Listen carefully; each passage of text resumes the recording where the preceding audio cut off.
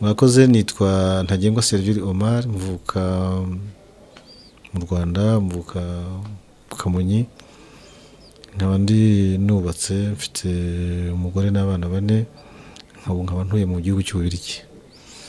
None Omar, hari ubushakashatsi wakoze washyize hanze, ubwo bushakashatsi buriho ku idini rya Isilamu. Ubushakashatsi bwa wakoze bukubiyemo iki, wabukoreye he, ufite iyihe nyigisho ku banyarwanda?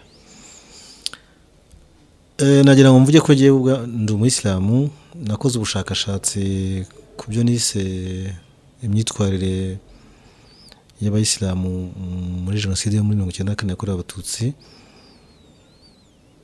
Byarandebaga kubera impamvu ebyiri. Byandebaga kubera ko cyambere ndi Umusilamu, icya kabiri nkaba ndi umwe mu bacitse ku icumu, abafashije abantu, abahisha abantu, abatabaye abantu. Byarandebaga kubera ko nibaza nti niki cyabafasha, cyatumye abantu bafasha abandi mu gihe bamwe abandi muri rusange bari mu madini yose bari barangamiye kubica no kubamaraho. Abafashije abantu rero byarandebaga.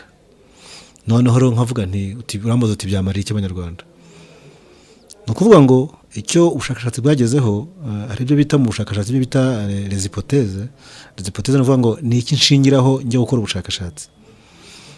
Hypothèse rero ya mbere yari ishingiye kuvuga ngo ni iki cyatumye Abasilamu bahantu hitwa mu kigo cya Kibagabaga babashije gukiza abantu mu gihe cya jenoside. Kubera ko ibyo nabitewe nuko naje kumenya ko nyuma ya jenoside ahantu mu kigo cya Kibagabaga habaye Abayisilamu barwanye ku bantu ndetse baranapfa, bahasiga ubuzima.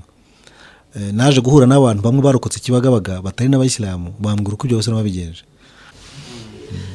Nyuma y'ubushakashatsi warabukoze, hari byavuyemo nk'Umusilamu, ubutumwa wafata ugahereza abashinzwe kwigisha mu madini ya Isilamu, izo nyigisho ku buryo zafasha sosiyete, Umusilamu akaba Umusilamu, sosiyete ishaka, ubwo butumwa n'ubuye?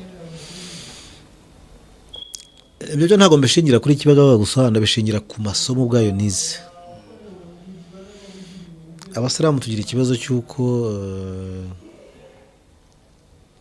dufite ikibazo cy'uko imitekerereze y'Umuyisilamu, urambaza uti sosiyete abamo, Abasilamu mvugira baba mu Rwanda, bari mu Rwanda, batuye mu Rwanda.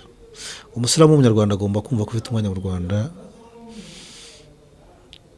Hari ikibazo abantu bakunze kubaza ngo uri Umusilamu cyangwa uri Umunyarwanda? Wagwitishamo ko Umusilamu n'Umunyarwanda bahitamo iki? Abasilamu bakunze gusubiza ngo ndi Umusilamu ntabwo ndi Umunyarwanda. Ibyo ntabwo ari byo.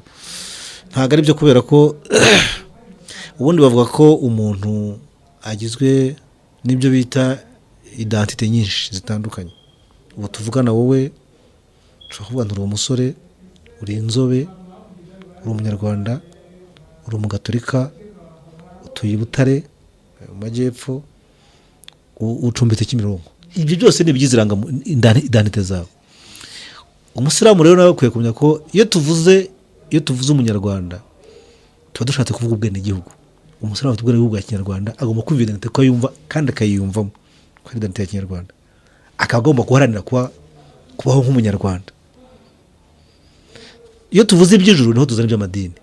Mu byerekeye iby'ijuru wumva uri he? Numva ndi Umusilamu. Nuvuga ngo jewe rero ni nako nshaka Abasilamu biyumva, ndi Umunyarwanda kuri nationality, ku bwene igihugu ndi Umunyarwanda. Ndi Umusilamu nk'umwemera, ndi umugabo mu bagabo, si ndi umugore.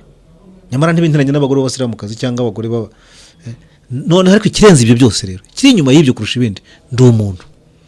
Umusilamu akwiye kubanza kwiyumvamo ko ari umuntu, kandi umuntu w'umwemera agomba kwiyumvamo ko ahagarariye Imana ku isi. Iyo rero umuntu uhagarariye Imana ku isi, icyo abona cya mbere muri mugenzi we ni ukubona ko n'abahagarariye Imana ku isi. Ni nako Ubusilamu bwigisha ngo turi abahagararizi b'Imana ku isi. Umuntu uhagarariye Imana ku isi rero agomba kubanza kumenya ko mugenzi we ari umuntu. Nicyo kigishijwe Ikibagabaga muri 1992. Mbere yo kubona ko umuntu ari Umututsi, mbere yo kubona ko umuntu ari mu ishyaka rinire, mbere yo kubona ko umuntu ari inzobe cyangwa ari igikara, ko ari umuzungu cyangwa umwarabu, bantumenye ko ari umuntu. Uwo muntu akaba ari ahagarariye Imana ku isi. Umwubahira icyo, utareba icyo arakora, utareba n'icyo aravuga. Ni nacyo nshaka kwigisha atari mu Isilamu gusa, no mu yandi madini. amandi madini agomba guhukwemya kuko ari abantu kandi abo bantu bemera Imana ko ari yo muremyi ko ari yo tubeshaho. Mbere yo gupfa ko umwe ajya mu kiriziya undi akajya mu musigiti babanze bahuzwe no kuvuga ko ari abantu noneho ko bahurira mu gihugu cyitwa Ubunyarwanda baba abantu barebe aho igihugu cyerekera bajyane n'igihugu nk'abene igihugu hama bajye mu kwemera kandi buri wese yemere ko undi ufite uburenganzira kuko ukwemera kudaha umuntu uburenganzira bwo kugenda uko ashaka ntabwo aba ari ukwemera kwa kumuyobya.